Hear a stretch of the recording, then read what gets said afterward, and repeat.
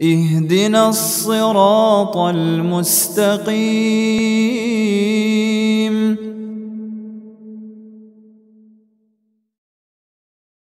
Astagfirullah, Ustaz. Iya, apa? Ini beberapa tahun belakangan ini kan kita sedang dilanda Berapa pandemi. tahun? Belum ada setahun. Iya, Ustaz. Tapi imbas ekonominya itu terhadap ya daya beli kita, terus daya beli kita jadi menurun, Ustaz. Adakah Ustaz kiat-kiat untuk menghadapi pandemi ini, Ustaz? Sabar. Gimana sahabat menghadapi pandemi, Ustaz? Kiat-kiatnya itu nggak lain ya sabar. Kalau nanti yang masalahnya daya beli masyarakat turun dan lain sebagainya, di masa Nabi pernah terjadi gitu. Jadi di masa Nabi alaihi salatu wassalam dulu sebagian sahabat pernah minta kepada Nabi, ya Rasulullah, wala syi'ru fil Madinah, ini harga-harga di Madinah tuh tinggi gitu loh. Ngadu begitu sahabat kepada Nabi. Fasa'ir lana, tolong tetapkan harga yang kita bisa menjangkaunya gitu loh. Minta kayak gitu sama Rasulullah. Kemudian Rasulullah SAW mengatakan apa? Innallaha huwal musa'ir. Allah yang menetapkan harga itu. Maksudnya Allah yang menetapkan harga itu apa gitu loh. Artinya Rasulullah sebagai seorang pemimpin pun pada saat itu nggak punya kekuasaan untuk mengatur harga. Kenapa kok nggak punya kuasa untuk mengatur harga? Ketika daya beli masyarakat menurun misalnya, kemudian harga disesuaikan dengan daya beli masyarakat. Padahal produsen kan perlu biaya dalam biaya produksinya. Kalau Rasulullah menetapkan untuk diturunkan harga belinya sesuai dengan daya beli masyarakat, maka Rasulullah zalim terhadap produsen.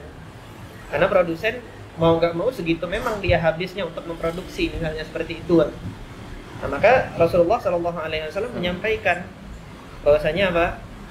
Aku berharap aku bertemu dengan Allah dalam keadaan diriku ini tidak menzalimi siapapun. Jadi kalau Rasulullah menetapkan harga, itu Rasulullah zalim terhadap produsen. Mungkin di satu sisi terhadap pembeli, konsumen, satu kebaikan kan, seperti itu. Dan dari kata-kata Rasulullah SAW, innallaha huwal musyair, Allah Subhanahu wa taala yang menetapkan harga. Artinya kaum muslimin ketika menghadapi fenomena mungkin sekarang pandemi ini daya beli menurun, ekonomi carut marut, dan enggak hanya di negeri kita saja kan, di negeri yang lain juga demikian. Satu-satunya tempat kembali adalah Allah Subhanahu wa taala. Allah Subhanahu wa taala di sini ingin mengajarkan kepada kita gitu. Sampai saat ini kan kita mengucapkan qul huwallahu ahad, Allahus samad. Itu baru diucapkan kan. Nah, Allah ingin sekarang kita praktekin nih Allahus samad. Apa itu? Allah itu satu. Allahus samad itu tempat bergantung segala sesuatu kepada Allah Subhanahu wa taala. Nah, Allah ingin sekarang kita praktekin ini nih. Ini ayatnya dipraktekin. Pada saat keadaan yang kayak gini, ketergantungan kita kemana? Apakah ketergantungan kita kepada pemerintah, kemudian pemerintah disalah-salahin? Nggak boleh begitu. Seberapa kembalinya kita kepada Allah Subhanahu wa taala di saat situasi yang seperti ini terjadi. Itu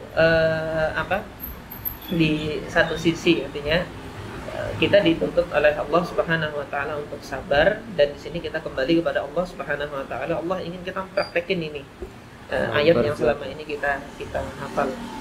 Kemudian ada faidah terlintas dari hadis innallaha huwal musa'ir. Dalam teori ekonomi konvensional tentang teori pasar gitu, ada satu teori yang menyebut invisible hand.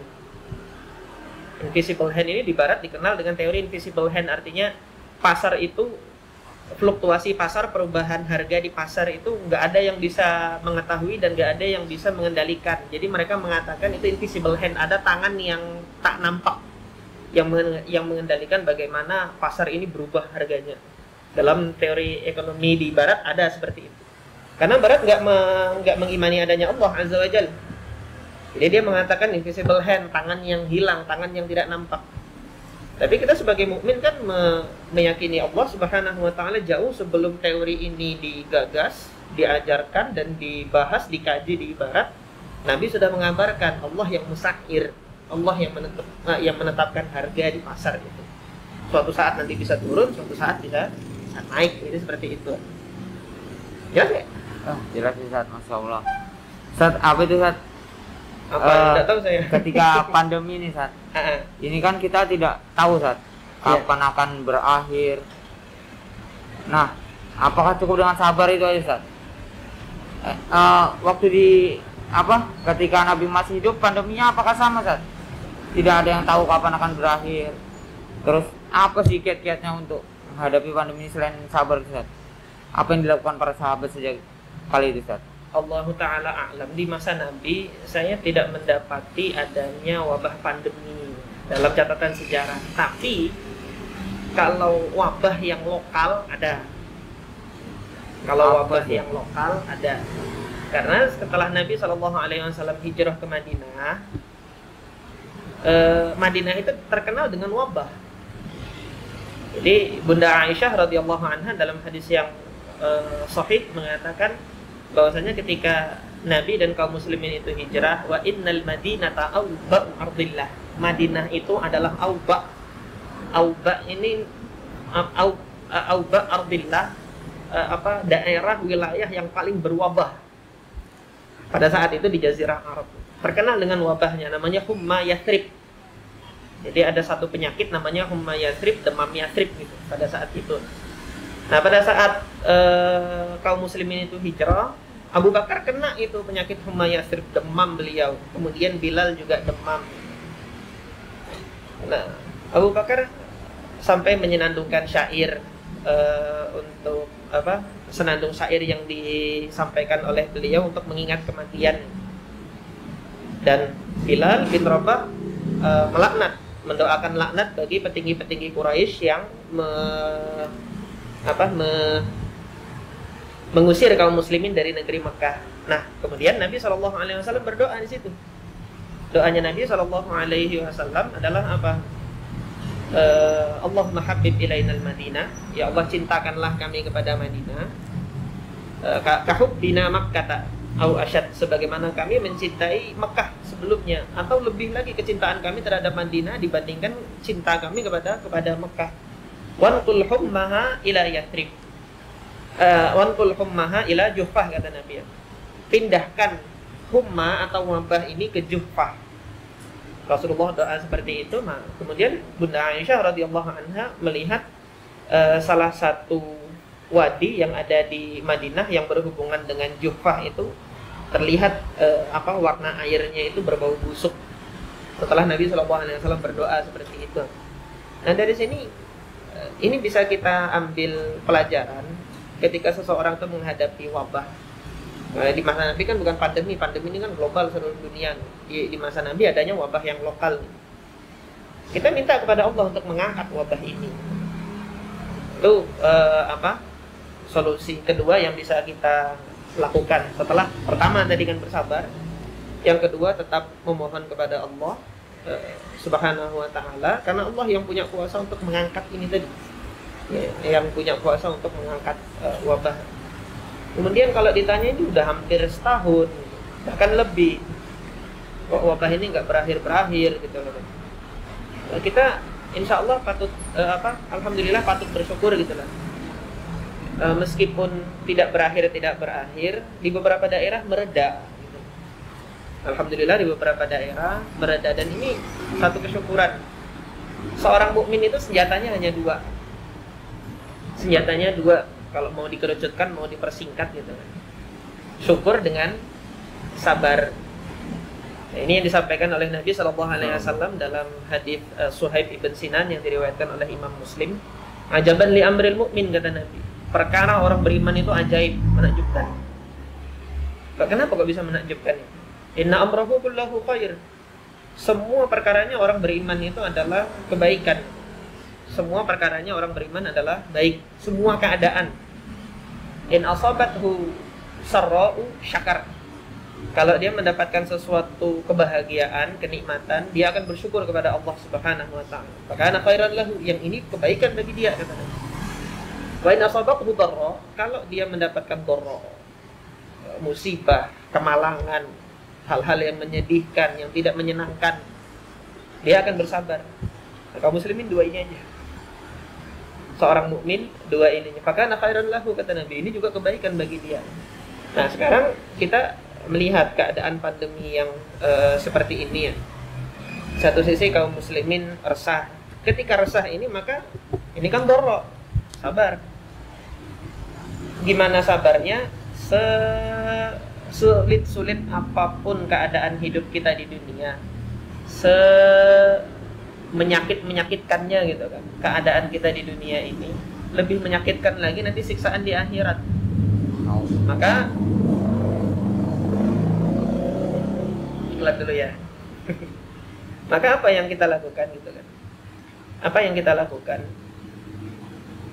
Ihtisab, mohon ajar kepada Allah Subhanahu wa taala, mudah-mudahan perkara yang tidak menyenangkan ini nanti diganti oleh Allah Subhanahu wa taala dengan kemudahan di akhirat. Kita kan menyangka selama ini masuk surga mudah gitu. Itu persangkaan siapa?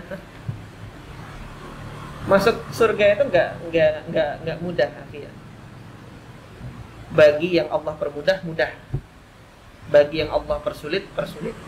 Maka ketika Allah berikan kesulitan di dunia, berharaplah kepada Allah kesulitan di dunia ini akan diganti oleh Allah dengan kemudahan di akhirat nanti. Sekarang kalau kita mau merenungkan gitu ya, di dunia sekarang ya, kencing aja bayar gitu ya. Kencing aja ngantri, kencing bayar. Bikin SIM ngantri. Apalagi yang ngantri? Fasilitas-fasilitas yang lain mau ini ngantri. Sekarang apakah kita berpikir masuk surga itu nggak ngantri gitu? Kalau misalnya masuk surga itu ngantri, mulai apa? Zamannya Nabi Muhammad gitu. Umatnya Nabi Muhammad itu kan mulai zaman beliau sampai zaman sekarang gitu. Itu yang mau masuk surga kan ngantri. Kita nanti urutan keberapa? Itu antrian loh. Belum nanti kalau masing-masing ada pemberkasan dulu. Orang mau jadi CPNS kan ada pemberkasan. Pemberkasan dilihat layak nggak nih ya? Berkasnya cukup kan enggak? Mungkin ada orang layak, berkasnya nggak cukup, ditolak. Nah, masuk surga kok kurang lebih seperti itu juga, dilihat. Allah kasih dia kenikmatan harta, diapain tuh harta tuh? Allah kasih kenikmatan kecerdasan, diapain kecerdasannya? Digunakan untuk nipu orang nggak kecerdasannya itu? Kan begituan, dilihat duluan. Nah, kalau harus dihisap seperti ini gitu, kira-kira berapa tahun kita masuk surga? Nggak bisa dibayangkan. Hah? Nggak bisa dibayangkan. Nggak bisa dibayangkan, lama gitu. Nah, ada cara yang mudah masuk surga. Caranya apa? Dengan sabar ini. Antum perlu tahu, ketika orang-orang itu sakit, kebanyakan mintanya sama Allah apa? Sembuh. Sembuh toh? Ada nggak sahabat yang minta sakit?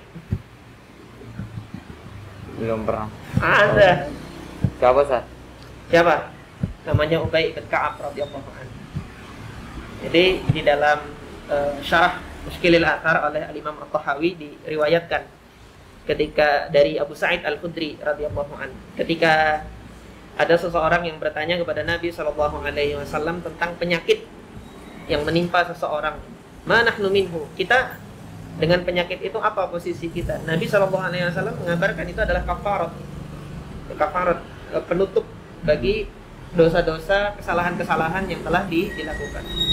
Ketika mendengar keutamaan sakit ini sebagai kafarat, maka Ubay bin Ka'ab radhiyallahu an berdoa kepada Allah untuk minta sakit agar Allah Subhanahu wa taala menimpakan penyakit kepada dirinya. Tapi beliau minta kepada Allah, jangan sampai penyakit itu menghalangi dari sholat berjamaah, jangan sampai penyakit itu menghalangi dirinya dari jihad fisabilillah. Minta kepada Allah dengan itu. Maka para sahabat menjadi saksi kalau bertemu dengan Ubay bin Ka'ab tuh badannya panas, kena demam seumur hidup sampai beliau wafat. Sejak beliau doa itu sampai beliau wafat. Jadi itu yang diminta oleh Ubay bin Ka'ab. Sakit. sakit panas badannya, tapi beliau tetap hadir sholat berjamaah dan tetap hadir dalam jihad fi sabilillah, tidak menghalangi beliau dari perbuatan-perbuatan baik gitu loh. Nah, penyakit itu Allah Subhanahu wa taala timpakan sebagai kafarat, sebagaimana yang beliau minta kepada Allah Subhanahu wa taala. Nah, sekarang kalau kita mau meneladani Ubay bin Ka'ab, gimana? Boleh nggak? Boleh. Minta penyakit sama Allah. Agak berat ini, Ustaz. Berat. Ustaz sambil minum, Ustaz. Yo. Bismillah. Ustaz, kalau itu orang yang ketika tertimpa, maksudnya wabah ini, Ustaz. Iya. Apakah itu ketika tidak kuat fisiknya lalu mengakibatkan kematian pada jiwa seseorang? Apakah itu masuk ke dalam jihad, Ustaz?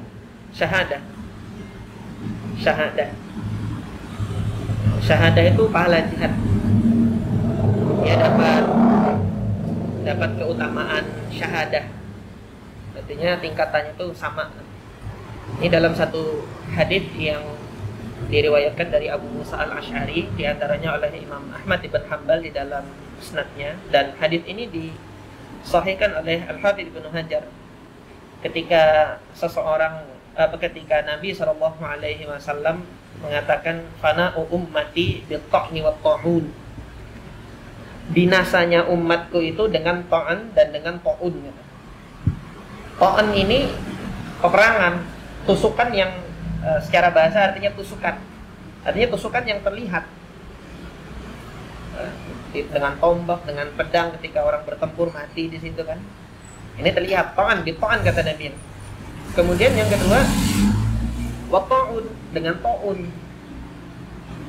Nah, maka para sahabat bertanya, qad arafna ta'na ya Rasulullah, qama ta'un? Kalau ta'un ini apa? Kata Nabi SAW, wakhzu a'daikum minal jin. Dia adalah perbuatan musuh kalian dari kalangan bangsa jin. Ditusuk sama bangsa jin mati. Ya, ta'un seperti itu. Nah, Nabi kemudian mengatakan wa fi kullin syahadah. Tiap-tiap itu ada syahadah. Tiap-tiap keduanya ada syahadah. Mereka yang ditusuk dalam jihad fisabilillah dia dapat syahadat.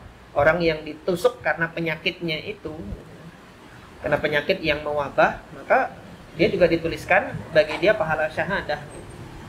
Maka kita tidak memandang mereka yang wafat karena pandemi ini merupakan suatu keburukan yang Allah berikan.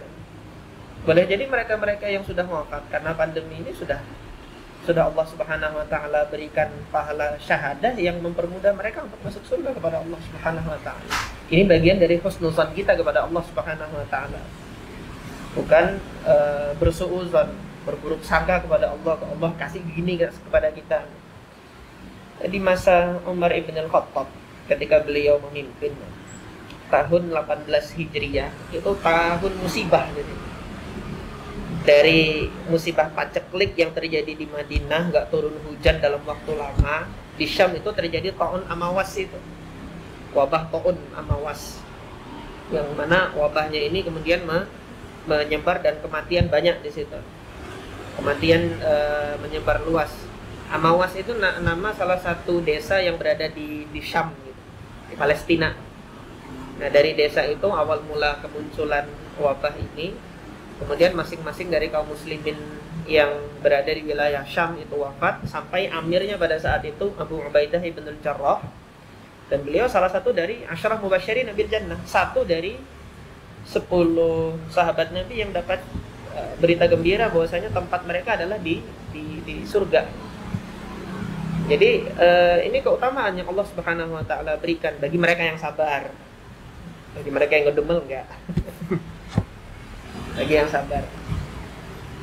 Masya Allah, panjang sekali saat cerita kita. Masya Allah. Panjang. Syukuran Ustaz. Masya Allah.